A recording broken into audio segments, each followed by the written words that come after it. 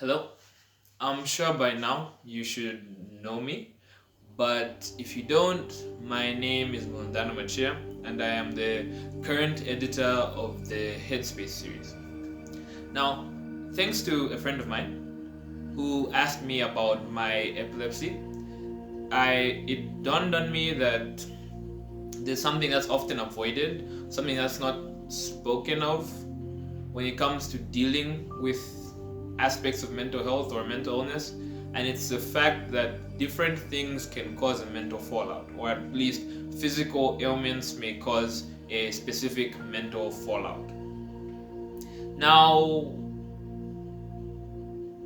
I need to explain this from my perspective because it's easier to convey what I mean. Epilepsy, as opposed to some common beliefs, is not a mental illness, it's a neurological disorder. It falls in the same lines as some forms of dementia, Parkinson's disease, a few migraine disorders. Those are what are called neurological disorders because they don't affect your cognitive function or how you deal with the world or how you process things, while mental illnesses do. Now that I've been all scientific, the thing that I want to bring forward is the idea that when most people discuss stuff like this, they don't discuss the mental fallout that comes from it. When I was diagnosed with epilepsy, my parents they they did an amazing job of handling it, but more often than not, I found I couldn't actually speak about my mental state. I couldn't speak about the fallout from it. Nobody prepares you for that type of sadness. For the type of sadness that comes when you're told that your whole life might be different for the rest of your life, that you might have to take medication for the rest of your life, that they have no actual exact causation for this, they can't give you an exact reason why you're like this. Nobody prepares you for the type of sadness that comes when something is told to you that might change your whole life and you have absolutely no control over it. And most people like to treat epilepsy and other neurological disorders in a scientific, concretized way. What medication can we get? What's happening? What kind of therapy can we do to alleviate this condition? Because most people like to attach the physical symptoms to the entirety of the problem, but the mental fallout is probably worse. And I don't just mean this for anyone who's epileptic, it's why I want to speak more in general, but my personal experience with epilepsy gave me a little insight on this. When you're diagnosed with something that's particularly hard to explain, your whole life shifts completely. People look at you differently. They think of you as fragile, as breakable, as something that needs to not be damaged.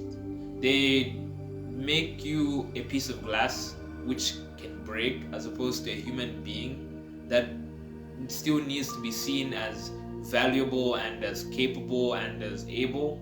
All of us need to feel capable or able. Nobody um nobody can really put it out there that the amount of mental fallout that comes from the way people view you, the way people might stigmatize you, no one can prepare you for that, is what I mean. And forgive me if I'm a little lost for words, but the topic itself is one that really hits close to home because I know how it feels when suddenly your parents think that you can't do things because you have this condition. When suddenly everything is about you being sick and you and the sickness or the disorder or whatever you're experiencing are not separate but they are the same walking entity. And like I always emphasize, the point of the Headspace series is to give people the chance to open up about whatever's going on with them mentally. The causation doesn't matter. And more times than not, people who experience disorders, be them neurological or bodily disorders, things that affect you, things that affect your life and change it. No, very few times people actually hit at the point that this is a human being who's straining and suffering and really wants to be valued and capable and have a direction and a purpose. It's saddening, actually. It's very saddening. I often remember how many tears I shed over the fact that people thought that I wasn't able when I wasn't the cause of anything that was happening to me. It could have been genetics, it could have been anything. And I'm not photoepileptic, which means light doesn't actually do anything. So the doctors couldn't necessarily pinpoint what it was. The general statement was stress.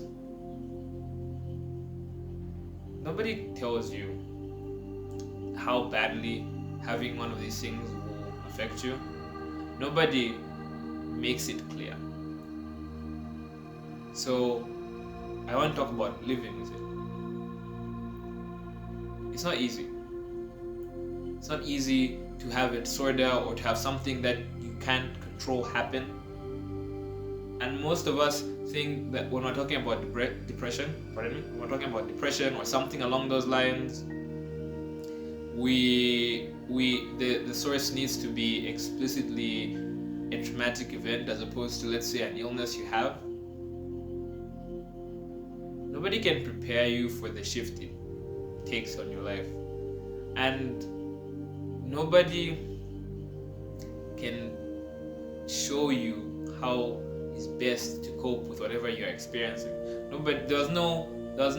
one in my family or any of my friends had even really considered this disorder existent until it showed up. So none of them were gearing to hand me a how to go through epilepsy guidebook. I had to sort of figure it out on my own, figure out how to deal with it emotionally on my own. And for whatever you have or have been going through, whatever disorder, whatever thing that you have, very few times will people actually address the mental fallout. I wish it was different, and I want it to be different, hence this video. But what I need to talk about is you as the person and how you're experiencing it. There's no steadfast way to live with it.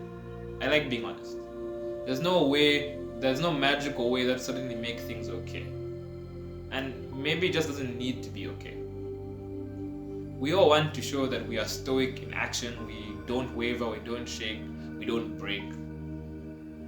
But it's quite okay to break, especially if you have something like what I had. And believe me, there are people who have epilepsy way worse than I had, who experience neurological disorders that are way more devastating in way greater magnitudes. And if you're one of the people who is listening to this, or you do know someone who is, there's no steadfast way, but people need to be able to show you that it's okay that you're not okay, that you're not adjusting well, that you need to talk about it, that you need to feel valued and known. A lot of people like to put it out that they are okay, especially when, in my case, when I had epilepsy, I would always smile. It became a very bad habit. Even when I was sad, even when I was in pain, even when something wasn't okay, I would always smile and be cracking jokes, and my friends had this picture that I was okay until I suddenly broke down. The first way to live with it is learning that it's okay to let it affect you. This is heavy. You're human. It's okay to shed a few tears. Whether you're male or female, it's okay to be unhappy or unsure or sad, because the first time I was diagnosed, the doctor was telling me I might have to take medication for the rest of my life, and driving and swimming and things like that might be a risk to my life if I didn't medicate myself properly or handle myself properly.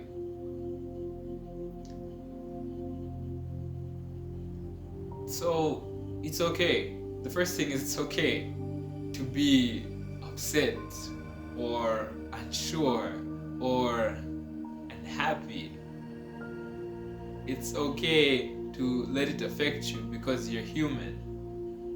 You are not made of steel. You are very, very human. flesh and bone, and flesh and bone is not impregnable, it's not unbreakable. So if you need to cry, scream, talk, because no one is ever going to give you the room to feel the pain that you're feeling. No one's ever going to be able to focus on you if the whole time you're doing your best not to focus on yourself and how you're feeling. The second thing is, you must, by all means, never consider the disease, the disorder, the thing you're going through as you. Never make it synonymous with you. Never say me and it. Never count it as a part of your being, because then it starts defining you. Be aware of it. I'm not saying stop taking your medication. I'm not saying don't be aware of it. Be aware of it. Be aware that you have it, but it is not you and it doesn't define you. You are a human being with interests and values and dreams and aspirations and hopes.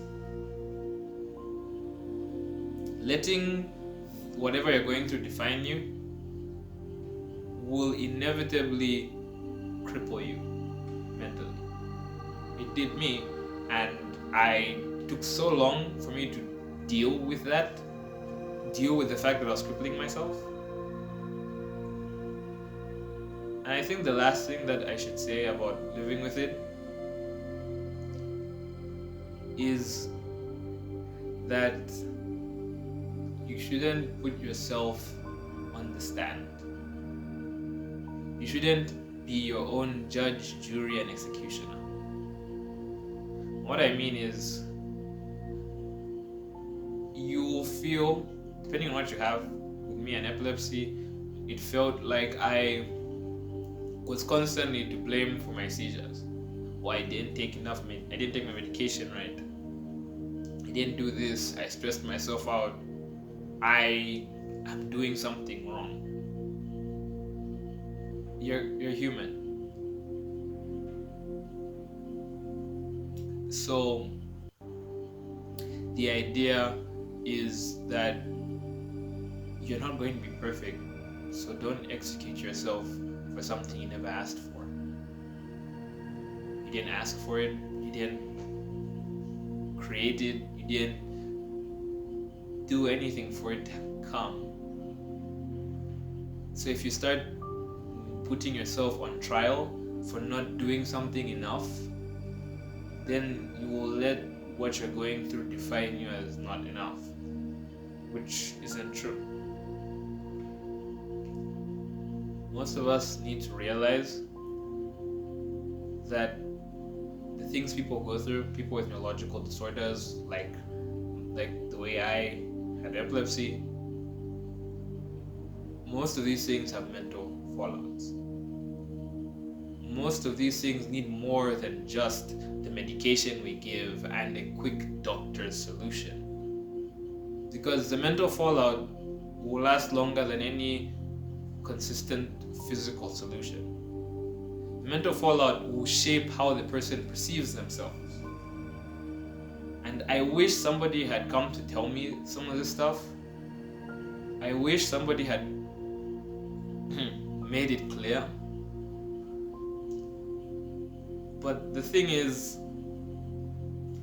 we have a chance to do better.